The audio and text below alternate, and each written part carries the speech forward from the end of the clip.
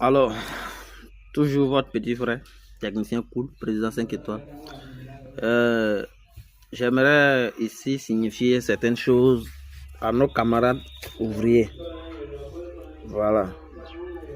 Quand vous nous voyez techniciens, vous pensez qu'on ne connaît pas souvent la chose. On n'est pas forcément dire qu'on connaît tout, mais on connaît un peu, parce que nous sommes en général des généralistes.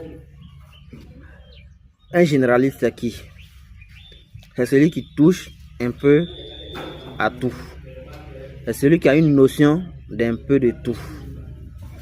Et c'est pas pour autant, quand on dit à un technicien, que tu vas faire n'importe quoi. Et puis, le technicien peut ne pas voir. Il peut ne pas voir. Et puis demain, lors d'une visite, par curiosité de quelqu'un, la personne découvre et il pose la question pourquoi. Le technicien peut essayer de se défendre. Mais c'est pas logique. Ce qu'il veut dire aux ouvriers là, c'est pas logique. Quand toi-même tu fais ton travail en âme et conscience, tu sais que ça là, ce qu'ils sont en train de faire là, c'est pas bon. C'est pas bon. Parce que quand le gars va venir te trouver, tu as fini de faire et puis il va te dire, reprends. Tu vas trouver que le technicien est compliqué, il est mauvais. Or, c'est son travail. C'est pour dire non, il est là, il se promène seulement.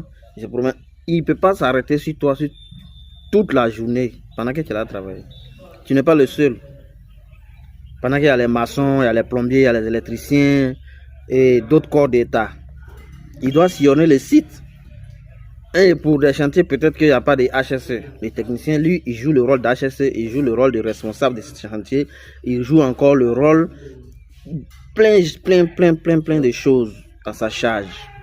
Pendant qu'il est sur le site, ses responsables vont l'appeler pour certains détails.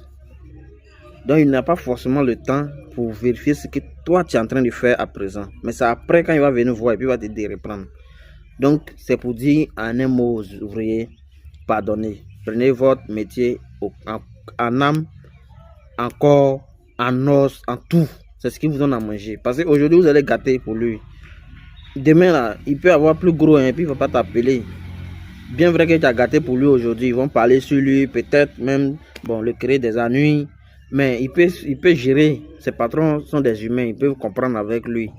Mais demain, il faut te dire qu'il ne va plus jamais t'appeler pour un travail. Voilà, c'est ce que j'aimerais dire ici aux ouvriers.